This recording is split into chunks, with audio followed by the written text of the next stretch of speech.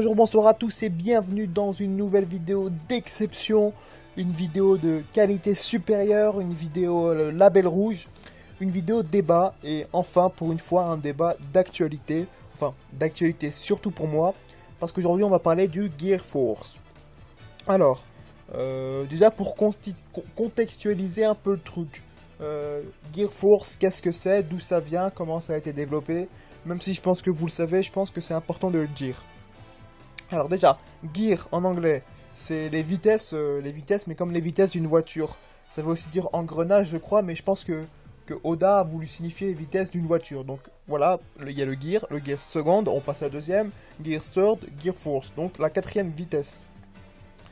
C'est, en fait, les gears, c'est des modes, entre guillemets, de Luffy qu'il utilise pour accroître ses capacités physiques. Le premier, le gear second, il l'utilise la première fois à Enies Lobby, contre Blue Eno, et il consiste en l'accélération de son flux sanguin en utilisant ses veines et ses vaisseaux sanguins comme des pompes, et donc ça augmente sa vitesse et sa force. C'est pour beaucoup la transformation la plus stylée de Luffy parce que il y a une pose dédiée à elle, que celle où il pose son poing au sol. Surtout que c'est la première fois qu'on voit Luffy se transformer. Avant, il utilisait son fruit de manière assez sommaire, mais avec ça, il a montré qu'il était doté de suffisamment d'habileté et d'intelligence pour développer des trucs avec un fruit qui pourtant au départ ne se prêtait pas à ça. Hein. Je pense que personne n'avait imaginé ça un jour avec le pouvoir de l'élasticité, même dans tous les comics des 4 Fantastiques et tout ça. Je pense que c'est la première fois qu'on voit un pouvoir élastique utilisé de la manière. Ensuite, toujours sur Enies Lobby, il y a le Gear Third qui consiste en l'augmentation de son volume osseux, entre guillemets. Il augmente il gonfle ses os en soufflant dedans, plus ou moins, pour agrandir ses membres et lui apporter une force de destruction supplémentaire. D'autant plus que ses membres semblent être plus durs. Ça, on le voit quand il arrive à détruire des bâtiments et tout. Et voilà, ça augmente sa force de destruction.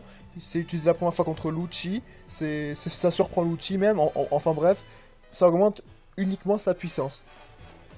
Enfin, il y a le Gear Force qui est arrivé, qui est le fruit de 2 ans d'entraînement. Qui est, je n'ai pas besoin de vous le dire, incontestablement la forme de Luffy la plus puissante. Et qui utilise plein de trucs, on va le voir tout de suite, parce que là où je vais débattre, maintenant que j'ai fait ma petite introduction, c'est sur 2 aspects, la puissance et l'aspect physique, on va dire. Tout d'abord la puissance. Alors ce qui est cool dans cette forme, c'est que Luffy, enfin plutôt Oda, il s'est pas cantonné à un truc simple.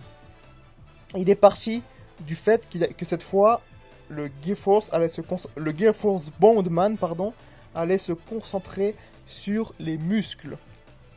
Et donc, il exploite plusieurs capacités physiques des muscles. Premièrement, il y a la torsion. La torsion des muscles, c'est donc les muscles qui se tournent sur eux-mêmes pour apporter une puissance supplémentaire. Ça, il l'avait déjà utilisé avec le Showing Rifle, je crois, un truc comme ça. Le truc qu'il fait contre Eneru. Et donc voilà, ça c'est un truc que Luffy utilise. Bon, c'est pas nouveau, il a déjà fait, mais c'est cool. Ensuite, il y a l'augmentation du volume musculaire. Luffy passe de 1m75 à, à 3 mètres environ, je crois. Et voilà, il est énorme, il a augmenté son muscle, tout ça, et donc il va taper plus fort. Ensuite, il y a, ça s'appelle la rétractation, pardon. C'est en augmentant la tension de ses muscles, il arrive à rentrer son poing, entre guillemets, dans son bras. C'est ce qu'il fait quand il fait sa première technique, le Kong Gun. Et ça augmente la force de... la tension, c'est... Comment dire?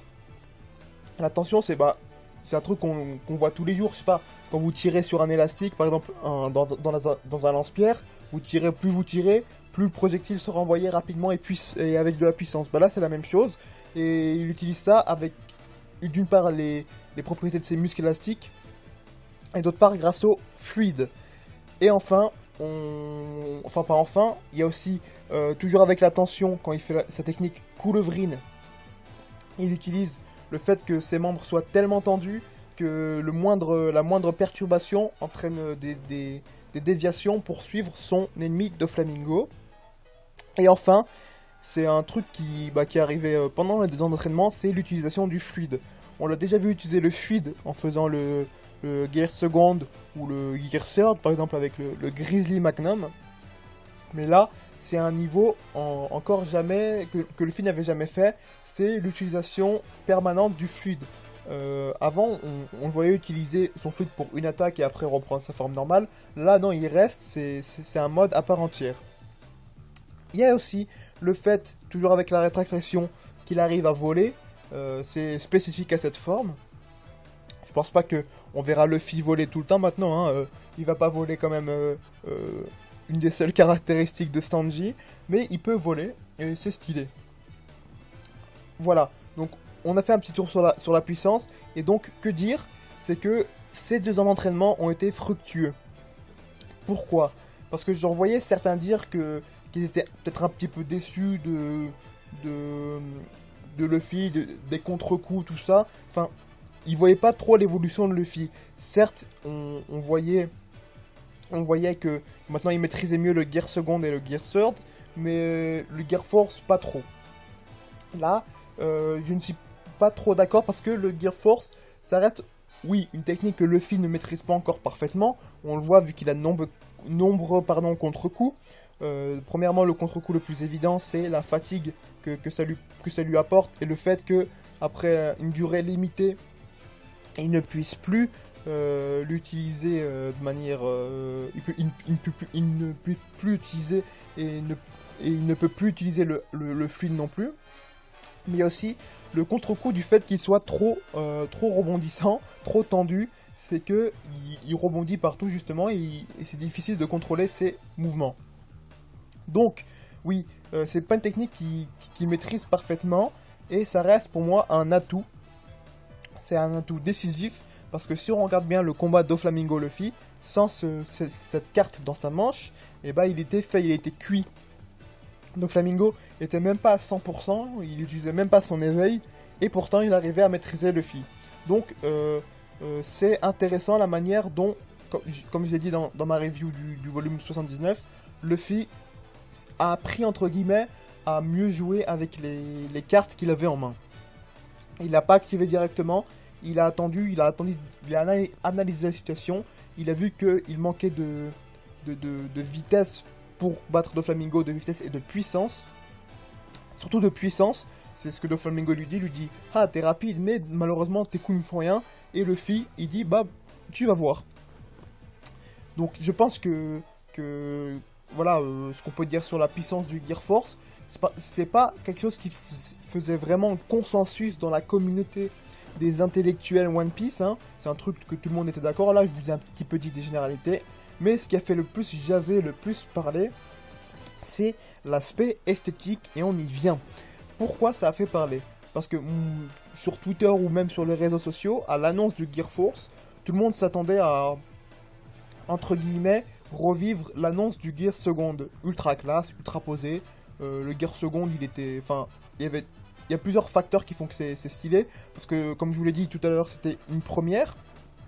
Deuxième chose, des aspects esthétiques, la fumée, les veines de Luffy qui ressortent, etc. etc. Et aussi, contre qui il combattait, il se battait contre Bluno, et il a déglingué. Je vous invite à revoir la scène en animé ou en manga, c'est impressionnant.